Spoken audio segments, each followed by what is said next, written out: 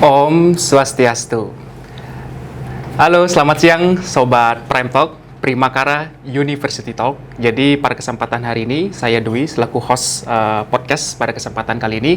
Kita akan membahas suatu topik yang saat ini sedang banyak diperbicarakan. Dan juga kebetulan sekali, topik ini akan sebentar lagi akan kita rayakan. Nah, apa itu? Kita akan berbicara mengenai ogoh-ogoh. Ya, dan kebetulan pada kesempatan kali ini rekan-rekan atau sobat-sobat dari Prime Talk semua, hari ini kita kedatangan seorang narasumber yang sangat kompeten yang akan nanti berbicara mengenai tradisi maupun juga budaya dari ogoh-ogoh itu sendiri. Langsung saja kita sapa. Selamat datang Bapak Komang Indra Wirawan. Sukses semua. Om Swastiastu. Swastiastu. Terima kasih atas waktunya sudah berkenan hadir. Kalau kemarin saya dapat info setelah ini Bapak rencana mau melasti ya? Iya. Jadi menyempatkan diri datang dulu untuk sharing-sharing ke podcast ini yang sebelum nanti beliau akan melanjutkan ke upacara melasti. Dan Sobat Prime Talk, hari ini kita akan membicarakan mengenai ogoh-ogoh yang mungkin topik ini mungkin sangat menjadi pembicaraan sekarang ya, dan juga mungkin akan banyak pertanyaan nih, dan juga dari kami juga sudah menyiapkan beberapa pertanyaan mungkin yang bisa mewakili pertanyaan-pertanyaan masyarakat ya Pak Komang ya, terkait dengan ogoh-ogoh ini. Nah, sebelum dilanjut mungkin sedikit sekilas cerita dulu, mungkin Pak Komang bisa memperkenalkan diri terlebih dahulu, backgroundnya apa, aktivitasnya, dan hubungannya dengan ogoh-ogoh sebenarnya Pak Komang. Ada saudara nggak ya, bersaudara nggak dengan ogoh-ogoh ya? Inge, terima kasih atas waktu dan kesempatannya. Om Swastiastu. Titiang, Dr. Komang Indra Wirawan, atau sering disapa dengan Komang Gases. Tiang salah satu dosen di Universitas Hindu Indonesia Denpasar. Begitu juga selaku Ketua Yayasan Gases Bali dan sebagai salah satu poklinya Dinas Pariwisata dan Kebudayaan Kota Denpasar. Nah, dalam kesempatan ini Titiang sebagai pemerhati budaya, sebagai pelaku seni budaya, ya hanya berharap bagaimana kita bisa menjaga eksistensi daripada seni adat dan budaya itu sendiri. Ya, memang pas kebetulan dari dulu sampai saat ini keluarga Titiang tentunya almarhum Bapak ya komitmen bagaimana kita bisa menjaga nilai-nilai budaya punika, dan salah satunya Bapak juga sebagai salah satu orang yang dipercaya sebagai pencetus keberadaan atau berdirinya ogoh-ogoh itu sendiri. Ini. Ya, Sobat Prime Talk, mungkin tadi kita sudah melihat background beliau yang memang sangat kental sekali dengan budaya, dan juga ayahanda beliau juga salah satu pencetus dari ogoh-ogoh itu sendiri. Nah, mungkin Pak Komang kita langsung masuk ke poin inti. Nah, menurut Pak Komang sekarang bagaimana perkembangan ogoh-ogoh dari dulu, yang mungkin entah tahun kapan gitu ya Pak Komang, kita mungkin juga perlu tahu entah perkembangan ogoh-ogoh dari dulu sampai sekarang itu menurut Pak Komang itu seperti apa proses ogoh-ogoh dari waktu ke waktu itu? Oke. Nah, tentunya perlu kita ketahui bersama bahwa ogoh-ogoh ini adalah budaya baru, budaya yang baru dipopulerkan semenjak Pesta Kesenian Bali yang ke-12. Ya, di tahun 1990.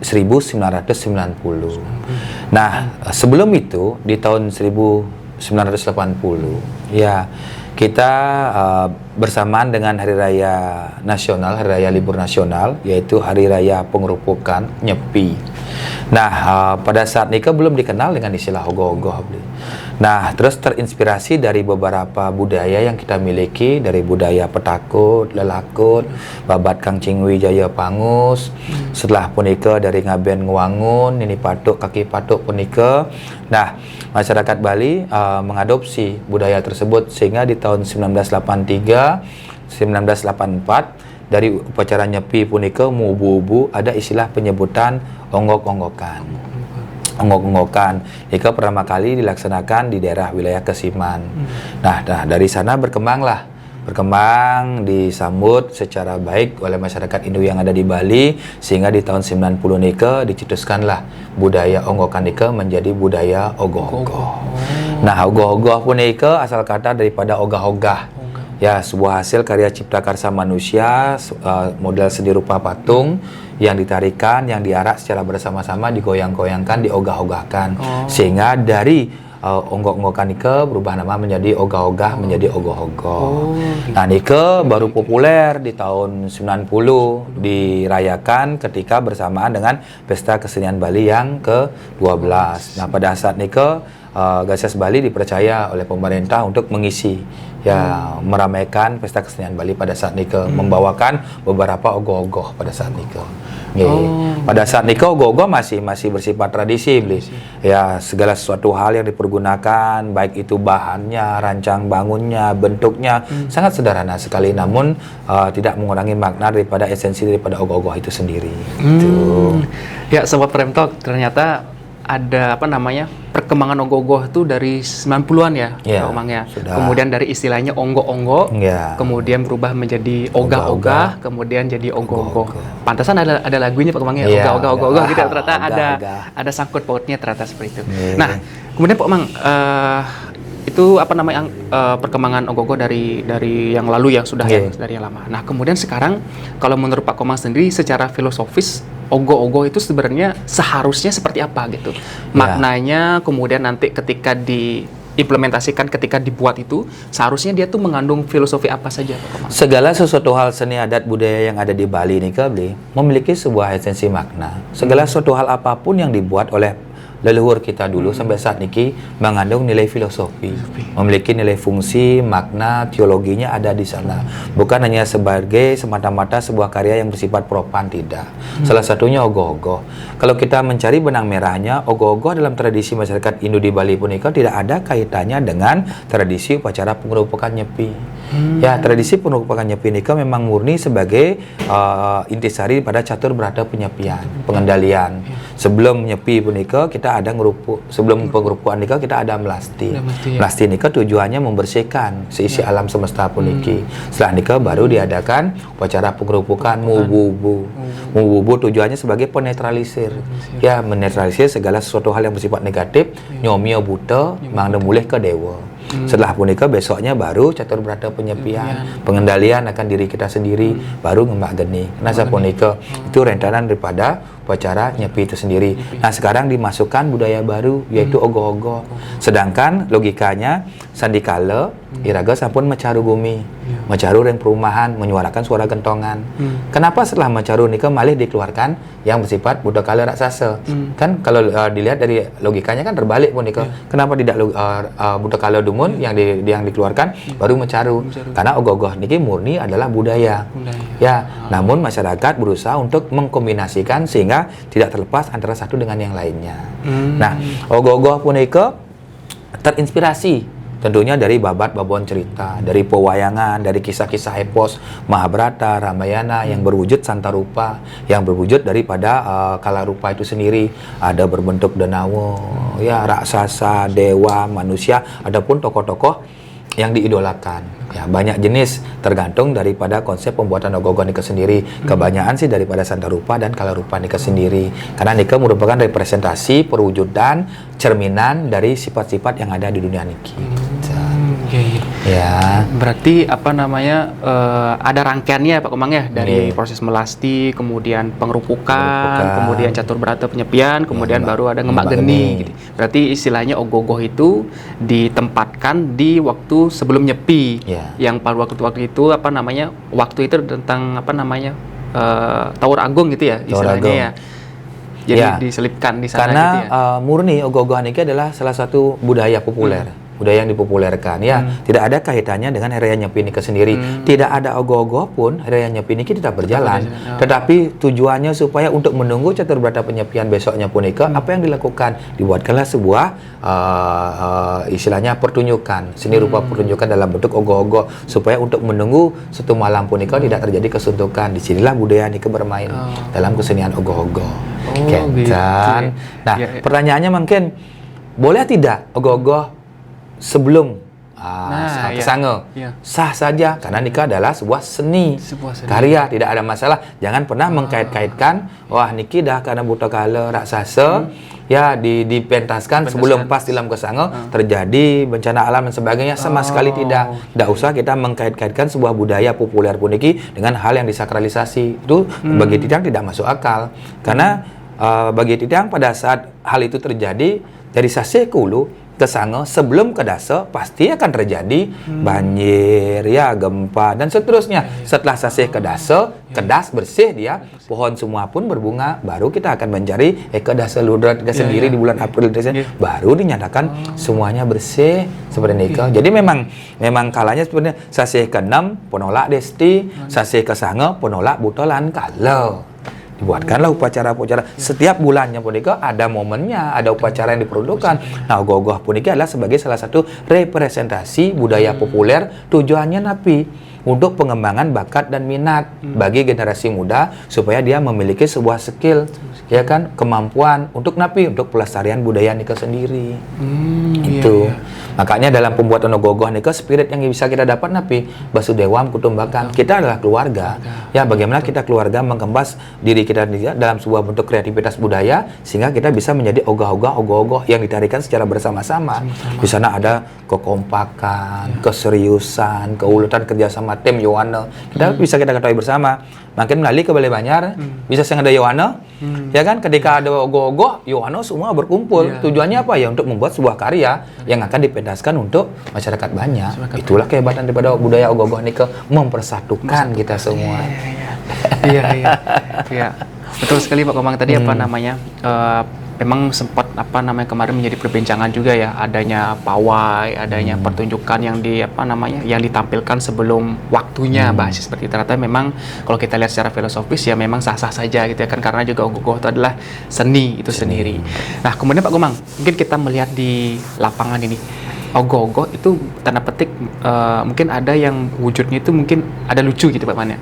Misalkan ada seperti Upin Ipin, ada koruptor, kemudian tanda petik juga ada dewa gitu. Nah, artinya kalau Pak Komang melihat secara filosofis sebenarnya ogoh-ogoh yang seharusnya dibuat itu seperti apa gitu karena kalau kita berbicara ogoh-ogoh dalam aspek ruang lingkup budaya, apa saja bisa dibuat karena bahasanya adalah sandarupa. Iya, rupa apapun ada. Rupa baik, jelek, bodoh, jegek dan sebagainya. Karena bahasanya sandarupa. Tapi kalau ogoh-ogoh dibawa dalam ruang lingkup perlombaan, ya ada kriteria umum, ada kriteria khusus. Kan seperti ini. Kalau masyarakat umum tidak ada lomba, dia bisa membuat kreativitas apa saja asalkan tidak mengandung unsur pornografi. Ya kan, tidak ada mengandung unsur yang merugikan masyarakat banyak. Nah, kan seperti ini. Karena itu merupakan salah satu imajinasi cerminan bagi masyarakat banyak. Yang udah ngeogoh-ogoh tikus ngendong tas misi pipis, ya kan, itu mungkin contoh daripada sang koruptor. Itu seperti itu. Kenapa dia membuat ogoh-ogoh orang yang ganteng pakai mahkota, tetapi dia dikalahkan sama cewek, diinjak sama cewek. Oh, berarti niki terkasut dengan darmo arta kamo mokso, manusia yang tergila dengan harta itu sendiri. Kan itu bukan sebuah cerminan. Tapi ketika ogoh-ogoh niki masuk dalam ruang lingkup perlombaan, tentunya panitia penyelenggara membuat kriteria umum, kriteria khususnya. Ya, apa kriteria yang tidak boleh mempergunakan styrofoam, contoh bahannya harus ramah lingkungan, mempergunakan kawat jaring hanya di bagian-bagian tertentu. Ya, modelnya adalah sandarupa berwujud raksasa ataupun dewa, mengambil dari cerita pewayangan Hindu Bali atau Hindu universal. Itu kriterianya jelas. Nah, ketika perlombaan nikah ada kriterianya jelas, baru ada aspek-aspek penilaian. Sama juga dalam penulisan, kenapa dibuat ruang lingkup? Kenapa dibuat latar belakang? Ya kan, kenapa dibuat daftar pustaka? Ya, tujuannya untuk mempermudah panitia dan dewan juri untuk melakukan sebuah eksekusi penelitian. Ya kan, kalau tidak dibuatkan ruang lingkup seperti ini, siapapun jadi juri pasti akan ketakutan. Ya kan, karena ogoh-ogoh nikah adalah seni, rasa. Suka manis, suka asam, beda kan? Ya, sama juga dengan ogoh-ogoh. Apa yang dinilai? Pertama, dalam sebuah pembuatan ogoh-ogoh, ada aspek ideoplastisnya. Ide, konsep. Nah, yang kemarin nika yang lihat di lapangan punika, kebanyakan Yohana punika paham tentang ide. Terus membuat napi niki. Yang membuat ogoh-ogoh Bimo gitu contohnya. Di mana ngambil sumber? Ya, copy paste aja di Google. Kan sebenarnya tidak ada masalah benar dan salah. Tetapi ketika dia mengcopy paste Bima itu, dia harus bisa mencerna napi nih ke Bima. Dari mana asal usul Bima itu ada? Kalau kita membuat ogoh-ogoh Bima, kita terinspirasi dari pada Mahabharata pewayangan itu sendiri. Karena kriterianya lah pewayangan Hindu Bali. Bimo wajib hukumnya mesaput poleng. Ya kan, wajib hukumnya makalung lelipi poleng. Wajib hukumnya megelongan apit urang. Wajib hukumnya buku pancaka. Wajib hukumnya ngabagado. Bimo betul. Sing ada nang orang Arjuna tuh. Ya kan? Itu pakem. Nah, ketika idenya, ideoplastisnya, konsepnya tidak dipahami, ya seenaknya dia, Gus ngey apa nih? Ngey ogoh-ogoh mah berata Pak, niki Bimo mesiat. Padahal niki bukan Bimo, ngotot yang orang Bimo. Nah, berarti idenya udah lemah. Itu yang bahaya. Ya, boleh kita berkreativitas dalam membuat sebuah karya seni, tapi jangan sampai jati diri, esensi daripada ide punika melewati batas. Pakem. Pun setelah ide niki mateng, ya baru kita lari ke psikoplastis. Psikoplastis itu bagi dong. Wonten bentuk dumun. Bentuk punika adalah jejak. Ogoh-ogohannya longnya nah, pangusnya lengetnya. Sama juga kita memperhatikan seorang wanita atau apapun itu, apa yang membuat tertarik? Pasti kan jejak, ini bawa aja baisen nih, ini dur nih gede saja, pasti sing tertarik, ya kan? Bentuk dumun, jejak, wah niki gogoh niki bagus nih, kepala, badan, kaki, proporsional bentuknya enak. Proporsional ya. Sing ada nak nulis gogoh tuh malu dalam perlombaan niko, ini rumit nih, ukirannya luung nih, warna luung, tan. Pasti nak nulis lomba gogoh niko jejak malu. Ya, setelah dilihat jejaknya, bentuknya dumun, ya kan, baru kita lari ke anatomi. Bentuknya seperti gitar Spanyol atau tidak, lemah apa sing, kan seperti ini kan? Ya, bentuk anatomi. Setelah anatomi, baru kita akan melihat keutuhan daripada karya tersebut. Warna nih, oh nih sawo matang apa sing, nih hijau kuning langsat apa sing, dan seterusnya. Warna, setelah warna niki bagus, baru kita akan beralih ke bagaimana kerumitan, ukir dan sebagainya. Baru kita lari ke rancang bangun. Kokoh sing nih, goyangin dek nih. Lung apa sing nih, ogahin dek nih. Setelah rancangan bangunnya bagus, baru kita lari ke kreativitas. Ya, kreativitasnya bahan yang dipergunakan, inovasi yang dipergunakan, apakah dia manual, apakah mempergunakan mesin. Nah, ketika aspek psikoplastis ini dipahami, ide ini jelas, baru kita bisa berbicara ogoh-ogoh dalam seni rupa pertunjukan yang diogah-ogah, ya kan? Nah, setelah diogah-ogah, disinilah pembuktian daripada ide dan bentuk ini. Ya, luwung, jegek, bagus, ayang gogoh nih, tegan, jadi pret, lung, hancur dah 75% itu. Karena seni rupa pertunjukan ini kan nilainya 25%. Ide dan konsep psikoplastis ini nilainya 75%. Ini luwung nih, menang, masuk, dia 16 besar. Ketika dia ditarikan dalam bentuk seni rupa pertunjukan, Maramategan belum habis. Nah, itulah salah satu penilaian. Ruang lingkup itu perlu dibuat. Ya, tujuannya tapi ya untuk mempermudah. Ya kan, sekarang kan banyak yang buat ogoh-ogoh boneka terlepas. Contoh, dia murni daripada karya seni instalasi. Ya kan, patung tuh. Ya kan, dia konseptor itu tidak pernah berpikir bahwa ini akan diusung. Jak ayo gogoh ya seenak nih, ajak seindah, sedetail mungkin, tapi dia lupa bahwa barang ini akan diogah. Ya, ketika dia akan ditarikan sengidang banget ya, terpasang ngon roda, didorong dia. Berarti kan esensi daripada nilai makna ogoh-ogoh ini kan hilang. Ya kan? Oleh karena itu dalam salah satu contoh di Denpasar, kesangga festival kemarin, apa yang dilakukan oleh Yohana Kota Denpasar atas restu dari Wali Kota Denpasar? Buat lomba sketsa dumun. Disuruh Yohana nge sketsa malu, tiangkal nge gogoh apa niki? Disuruh dia menuangkan idenya dalam sebuah bentuk gambar dumun, sketsa gaya. Setelah yang nge sketsa dituangkan dalam lomba ogoh-ogoh mini. Ya kan? Pangsing liun lapis, gogoh mini gaya malu. Gogoh mini sketsa ini dituangkan. Boy yang ngerti, paham nih, baru dituangkan dalam ogoh-ogoh yang besar. Ternyata itu ditiadakan oleh para Yohana. Sing paham ya, cek langsung gogoh gede gak ya, menjawab merengnya sketsa aja gogoh mini. Otomatis niki rancang bangunnya kan nggak kuat, konsepnya nggak kuat. Padahal niki sudah terstruktur kali. Ngamar malu, memaco malu. Kita baca dulu, setelah kita paham, kita gambar. Setelah kita gambar, pangbediin lapis, buatkan gogoh mininya dulu. Setelah miniatur, baru dibuatkan besar. Dan kebalik ini, membaca tidak, buat sketsa tidak, ngai malu, baru membalik. Nah, teorinya terbalik, jadinya banyak ogoh-ogoh pada saat penilaian 254 di Kota Denpasar, hanya 5 juri dalam 4 hari. Ya, bagaimana kita bisa mengukur? Wah, ini luung, semua becek, semua bagus. Tetapi ketika 254 itu kita harus mengorbankan menjadi 16, apa yang harus dilakukan? Disinilah sidang pleno itu terjadi. Kenapa Bapak memilih ini, kenapa ini, ternyata seret terlepas bahwa ada acuannya kriteria itulah yang akhirnya mempermudah kita untuk logowo. Ya, untuk memberikan ini luwung nih mendumpuk ini biayanya 200 juta nih, sengidang karena kriteria tidak memungkinkan. Inilah yang menjadi hak murni kita sebagai dewan juri untuk memutuskan itu.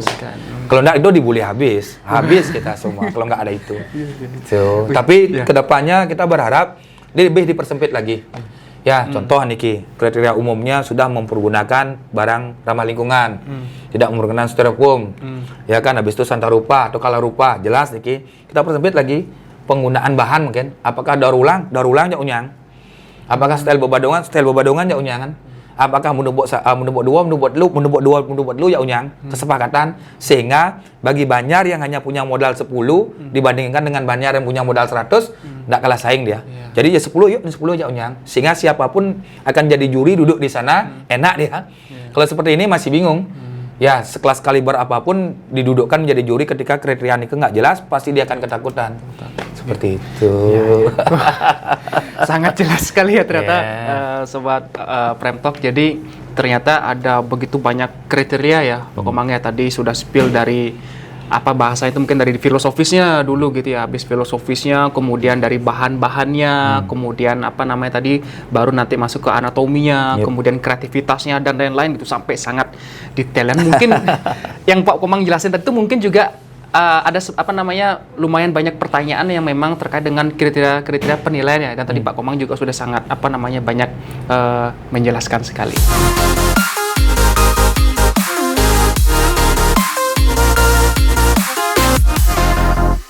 Ya, Sobat Prime Talk, menarik sekali ya tadi penjelasan dari Pak Komang apa namanya mengenai indikator-indikator atau kriteria penilaian ya Pak Komang ya. Dan bahkan Pak Komang diharuskan menilai sekitar 250-an ogoh-ogoh dalam waktu 4 hari. Kemudian juga dengan kriteria-kriteria yang sangat spesifik, yang kemudian juga kreativitas dari anak muda itu sangat bagus-bagus semua.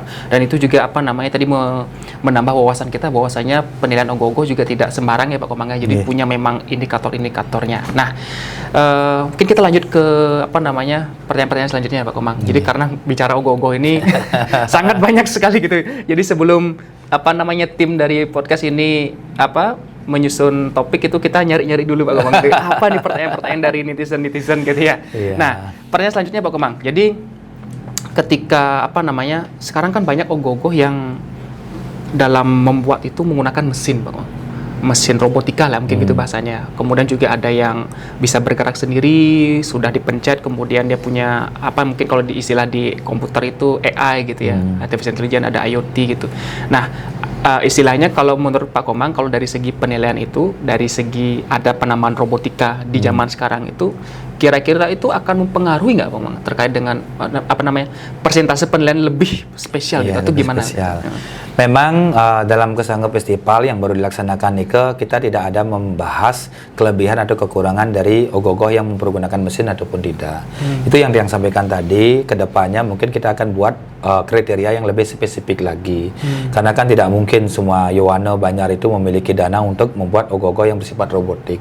Seperti Nike. Oleh karena itu kemarin Nike kita tiadakan. Kendati pun dia membuat ogoh-ogoh yang bersifat manual, tapi kita kembalikan kepada esensi arti makna daripada ogoh-ogoh ogah-ogah Nike.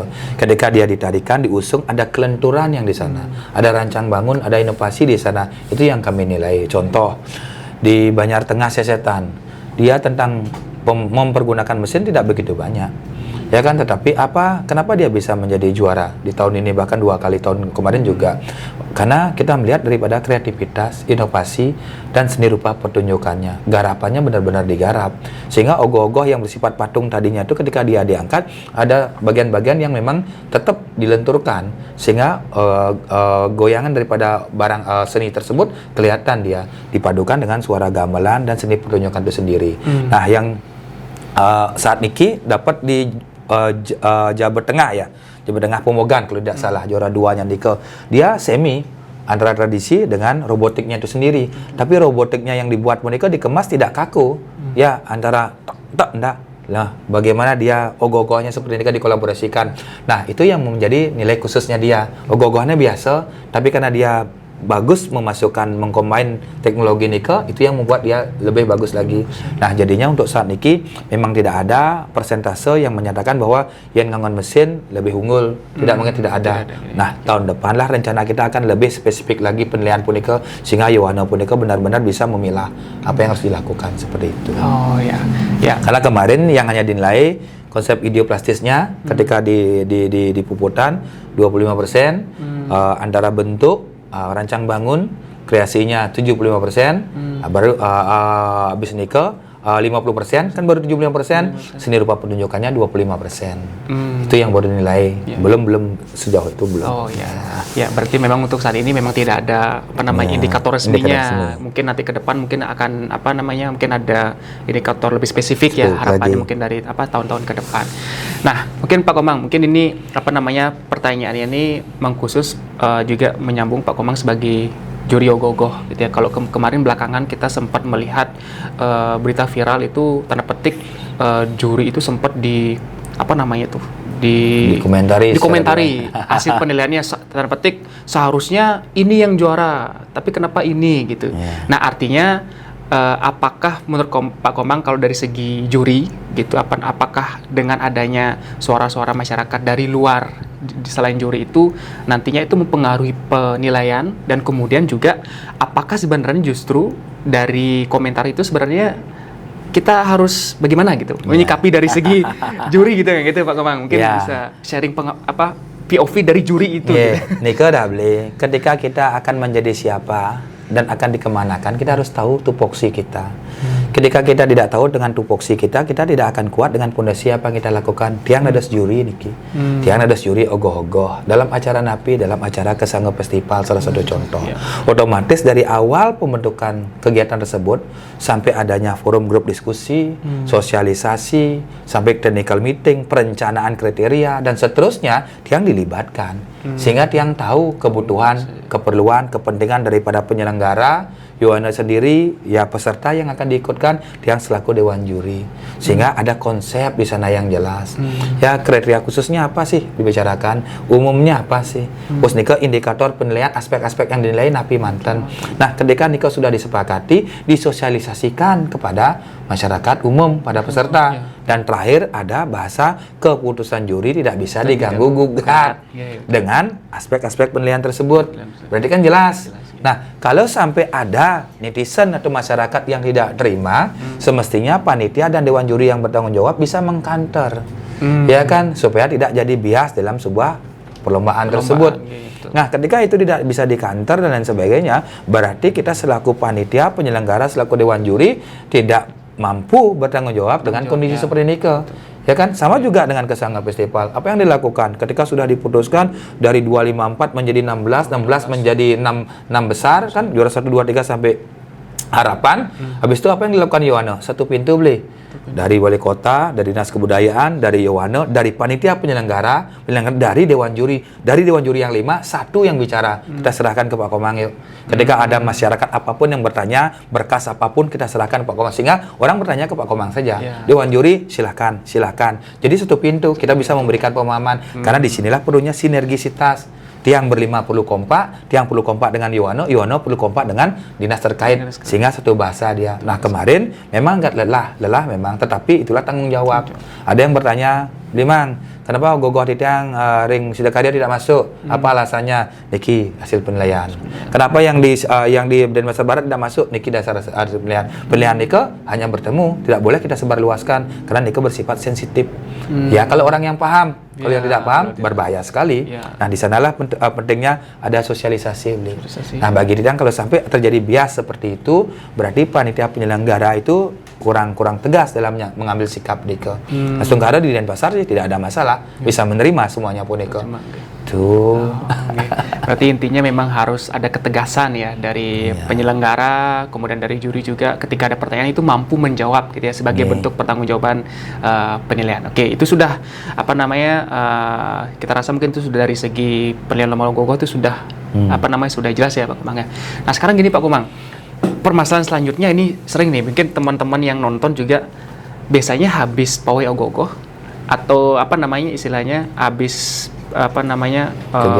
kegiatan ogoh-ogohnya nggak dibakar. Nah ini gimana kalau kita lihat secara yang seharusnya itu gimana? Apalagi tanda petik ogoh-ogohnya habis pawai kemudian pembuatannya itu sangat fenomenal, menghabiskan biaya banyak, mungkin dibakarnya jadinya tidak gitu. Nah, atau juga Pak Komang mungkin kita lihat juga fenomena dibakar sebagian tapi bagian misalkan kepalanya gitu ya atau tangannya itu disimpan. Nah, dijual lagi. Nah, itu gimana? Biar balik gininya. Oke. Kita ambil dulu benang merahnya. Ogoh-ogoh adalah karya seni. Kalau kita berbicara seni artinya senang. Angawi sukaning wong len. Itu senang. Sanening kelangon. Kalau ada sebuah karya seni itu membuat orang tuh marah, ribut, bukan seni namanya, seniwan namanya, sentimen namanya. Oke, seni. Ogoh-ogoh ini adalah karya seni. Oke. Nah, sekarang dalam keyakinan masyarakat Hindu yang ada di Bali, meskipun ogoh-ogoh punika adalah murni adalah budaya populer yang tidak ada kaitannya dengan sakralisasi, tetapi nak Bali ngelah rasa titiang kal nunas taksu, itu bahasanya. Bagaimana caranya pangogoh-ogoh niki mentaksu? Ya mau tidak mau dibuatkan upacara. Benar tidak? Tidak ada bahasa benar dan salah. Sah. Karena dia meyakini untuk membuat supaya ogoh-ogoh ini memiliki sebuah nilai spirit. Ya kan, skala dibuatkan dia upacara pemerasito bahkan di Pasupati tidak ada benaran salah. Nah, dengan Pasupati puniki apakah itu akan mengundang sesuatu hal negatif positif? Pasti, karena ruwo binedo kembali kepada sang sane Masupati, sang sane memberikan sebuah upacara puniki pasti sudah membuatkan labo atau perkara Banten, tidak ada kaitannya dengan sesuatu hal yang tidak yang lain. Dipahami dumun. Kan setelah di Pasupati selesai loma pasti akan di Peralina. Ya kan, dikembalikan kepada unsurnya masing-masing. Nah, mungkin dalam tradisi masyarakat di Bali punika peralihan nika menggunakan api. Ada menggunakan api, ada mempergunakan air, ada mempergunakan tanah. Ya, wog ne bongkar kan, tanam kan. Ya kan, dibuang boleh. Habis itu didaur ulang lagi lah, terserah. Ada mempergunakan tirta, ketesen tirta perlina, beres, potong, tahun depan bisa dipakai atau dijual kembali. Ya kan? Bisa juga mempergunakan api, dibakar, beres. Asalkan ramah lingkungan, tidak mengganggu polusi yang ada. Kan seperti ini bisa saja itu sah, apapun yang dipergunakan. Makanya ogoh-ogoh punika sakral, bisa dikatakan sakral ketika diupacarai. Apakah itu propan? Bisa. Ya kan, tergantung bagaimana masyarakat. Itulah keluasan, keunikan daripada budaya Bali itu sendiri. Apapun itu, kendati pun itu bahannya dari clay, ya dari styrofoam, apapun itu, apakah bisa dibuat sakral? Bisa. Kadang ada dasar upakara yang menyatakan. Kalau tidak ada dasar upakara, ya tidak sakral jadinya. Itu bisa menggunakan api, bisa air, bisa tanah, bisa apapun dipergunakan, kembali kepada keyakinan si pembuat karya itu. Ya. Akhirnya kejawab ya juga ya sama Prem Talk terkait dengan apakah ogoh-ogoh itu harus diperlina, harus dibakar. Kalau tiang sebagai seorang pembuat ogoh-ogoh jangan pakai api dong. Ya pakai air aja, tis. Ya tahun depan jual lagi ya. Rubah-rubah dikit warnanya. Ya kan itu sebagai ekonomi kreatif kan? Apakah itu benar dan salah? Enggak. Ingat ogoh-ogoh adalah sebuah hasil karya cipta karsa manusia yang memiliki unsur keindahan ya sebagai salah satu karya yang berbentuk dalam 3 dimensi. Ogah-ogah seni no. Suut ngangon simpannya bian tahun depan bian aliang pes kan sebagai sebuah budaya ekonomi kreatif. Jangan kita membatasi diri nih sing dadi nih tengat dan sebagainya. Enggak. Budaya Bali ini sangat dinamis, sangat luar biasa. Gitu. Ternyata tanda petik cara mempelihara ogoh-ogoh pun tuh tidak hanya dibakar Bang Mang ya, bisa pakai tirta, pakai air atau juga pakai tanah tadi Pak Komang. Ternyata itu akhirnya kita mendapatkan insight jawaban dari Pak Komang. Nah, begini Pak Komang, ada lagi kemarin itu saya melihat fenomena setiap daerah itu punya anatomi yang berbeda-beda Pak Komang. Misalkan kemarin tuh yang viral itu di Gianyar, Tampak Siring.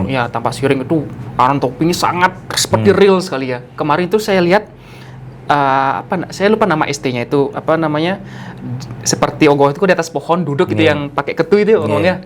Itu ternyata setelah saya lihat waktu proses pembuatan itu ternyata itu pohon itu buatan juga gitu. Saya hampir tertipu, saya kira itu pohon asli dan banyak yang komen bahwasanya ini nanti gimana cara ngangkat dari pohon gitu. Ternyata itu pohonnya juga dibuat gitu ya. Oh, berarti ternyata ciri khas setiap daerah tuh punya anatomi yang sangat beda-beda. Nah, sepengetahuan Pak Komang, apakah setiap daerah kabupaten di Bali itu memang punya ciri khas yang beda-beda gitu? Misalkan seperti apa gitu? Tentunya ada, Bli. Ya kan, itu kan salah satu karya yang dibuat oleh Bagus Gosman ya dari Tampak Siring. Tolak Tunggul ya, atau apa judulnya itu yang dibuat itu. Ya memang beliau adalah salah satu seniman kreator, seniman patung dan sebagainya kan. Memang basicnya di sana beliau. Nah, setiap daerah itu pastinya memiliki ciri khas masing-masing. Ya kan, ada yang mempertahankan dari sudut pandang anatominya, ya dari ideoplastisnya, dari psikoplastisnya dan seterusnya. Ya kan, setiap daerah ini tentunya pasti memiliki sebuah ciri khas. Kalau kita berbicara tentang masalah ogoh-ogoh ulat-ulatan, ya pasti identik dengan Gianyar, dengan tampak siringnya sendiri, kan seperti nike. Ya, tiang rasa itu memang memiliki ciri khasnya masing-masing. Tapi saat niki belum tiang temukan plester sebagai hak paten. Oh, style niki lah belum. Ya, mungkin karena budaya niki masih baru. Mungkin kedepannya mungkin akan dibuat ya lebih spesifik lagi. Lebih spesifik lagi. Berarti emang apa namanya setiap daerah di Bali itu punya ciri khasnya masing-masing, Pak. Walaupun mungkin secara legal itu tidak ada patennya atau mereknya. Oh, ini harus kayak gini tuh enggak ya. Tapi juga kreasi. Nah, sudah kita mau nyampe di segmen akhir nih, Pak Komang. Jadi menurut Pak Komang sendiri saat ini kan banyak ada tanda petik tokoh-tokoh maestro ogoh-ogoh. Ya, misalkan di Denpasar itu ada Beli Keduk, Beli Marmar, kemudian tadi di Gianyar ada Gusman Surya dan lain-lainnya. Nah, suatu waktu mungkin ketika waktu itu terus berjalan, mungkin mereka istilahnya akan harus ada regenerasi, ya Pak Komang ya. Nah, menurut Pak Komang bagaimana cara anak-anak muda sekarang di STT ini yang mereka punya tanda petik inspirasi seperti tokoh-tokoh tersebut itu untuk menularkan ke generasi selanjutnya. Nah, penting regenerasi nih Pak Komang ya. Jadi kan nggak selamanya mereka yang tokoh-tokoh inspirasional yang sekarang ini bisa mendampingi atau bisa terus membuatkan gitu ya, atau istilahnya menjadi inspirasi. Nah, gimana caranya untuk istilahnya regenerasi ke selanjutnya? Itu seperti apa seharusnya? Kalau pemahaman Titian tentang maestro nika adalah orang yang sudah melewati sebuah proses ruang dan waktu. Dia memiliki sebuah legalitas secara skala niskala. Dia memiliki keabsahan dan memiliki sebuah karya yang patut ya dibanggakan, mendapatkan sebuah penghargaan, dan itu berkesinambungan, berkelanjutan dan bertahan. Itu seorang maestro. Ya, kalau orang yang hanya membuat ogoh-ogoh sekali dua kali dan hanya seperti nike dan tidak ada pengembangan dan tidak ada edukasi, bagi dia yang belum. Ya kan? Oleh karena nike pahami dulu tentang arti makna maestro nike adalah orang yang melewati sebuah proses ruang dan waktu, orang yang memiliki sebuah legalitas secara skala niskala, memiliki sebuah karya, ya dari idenya, dari konsepnya, dari karyanya mendapatkan penghargaan, dan itu ditutur dinularkan kepada generasi berikutnya. Itu baru maestro. Ya kan? Ketika tidak ada karya, tidak ada legalitas, tidak ada keabsahan, bagi Ditang itu hanya sebatas beli bisa ngeyogoh, ya ngeyogoh, berdagang gogoh. Nah, seperti itu, apakah itu termasuk maestro? Belum tentu. Kan seorang maestro itu ada karyanya, ada penghargaannya, dan seterusnya banyak. Kan seperti nikel. Nah, bagi Tiang, ya bagaimana caranya? Ya kembali kepada budaya kita, yaitu budaya mengedukasi. Ya kan? Kalau orang Bali, jarang ada orang yang punya kitab suci di rumahnya. Jarang ada orang yang punya Weda sastra di rumahnya. Pasti. Ya, tetapi kenapa seni budaya yang ada di Bali ini tetap eksis? Ya, tetap bisa berkelanjutan. Karena budaya di Bali ini adalah budaya yang selalu ditutur-ditularkan dengan berbagai cara. Contoh, orang Odalan di Puro. Segala etnis budaya ada di sana. Uling nak ngeleneng, mau mandro, mau kidung, dagang kocok-kocokan, bola adil, tajan, apa Bin? Onge-ongean, jadi satu kan? Odalan, topeng, wayang, jadi satu kan? Dan kenapa eksis sampai sekarang tetap seperti itu? Ya, dia sembahyang, salah, kocoknya jalan, masuk, sembahyang. Di sanalah uniknya budaya Bali. Kita selalu diberikan salah satu simbol Ruwo Binedo, supaya itu menjadikan salah satu cerminan bagi kita. Melasti. Daerah Kuto, Neneng Mangku, Barong Due, yang disakralkan. Tamu ada nggak yang mandi di sana? Ada dong. Pakaiannya seksi nggak? Tapi kerawan nggak lihat? Nggak, tetap ngeleneng, sembahyang, biar ada bule lewat. Ya, itulah salah satu cerminan bahwa budaya di Bali itu tetap meliterasi, mengedukasi generasi mudanya untuk supaya eling, ya, bahwa hidup ini tidak lepas daripada Ruwo Binedo. Seni budaya itulah yang mengajarkan tutur tinular secara tidak langsung, karena kita melihat, mendengar, menonton langsung. Oleh karena itu budaya itu maknanya adalah tontonan. Kita dianjurkan untuk melihat dulu, setelah melihat baru ada tatanan di sana. Ya kan, bagaimana kita mempolakan diri kita dalam berbudaya agama yang baik. Setelah itu ada tuntunan. Ya, oh ini ogoh-ogohan lek peningale, nyelep layane, ya megambahang buane. Oh, bagaimana kalau kita seandainya menjadi ogoh-ogoh yang seseram itu? Hancurlah dunia ini. Berarti di balik daripada kala rupa nikah ada santa rupa, di sana kedamaian. Ya, di sanalah cerminan budaya itu sebagai salah satu refleksi cerminan mengajarkan kita tentang unsur daripada tutur Ruwa Beneda itu. Ini hebatnya orang Bali. Ya kan? Bagi Titiang setiap hari ya masyarakat pemuda di Bali niki tetap mendapatkan tutur punika. Ya kan, dia naik motor di jalan apalagi ada budaya ogoh-ogoh. Ngalah ogoh-ogoh leuweung aja nah. Ukirnya kengken itu meliterasi. Ya kan, anatominya bagus, warnanya bagus. Di zaman cerita nih, dari cerita Mahabharata meliterasi, pingin dia mencari apa Mahabharata tuh. Apa warna tuh dan seterusnya. Itu kan salah satu edukasi. Secara tidak langsung meskipun beliau tidak membaca buku, ya, tidak membaca lontar atau apapun, tapi secara langsung beliau melihat. Berarti kan tontonan, tatanan, tuntunan itu ada. Itu hebatnya di Bali. Ya kan? Jadi secara nggak langsung kita selalu konsepnya Ruwa Beneda Pak Komang ya. Selalu diajarkan seperti itu ya. Kita melihat dari berbagai perspektif ya. Ya. Dan mungkin ini penutup Pak Komang.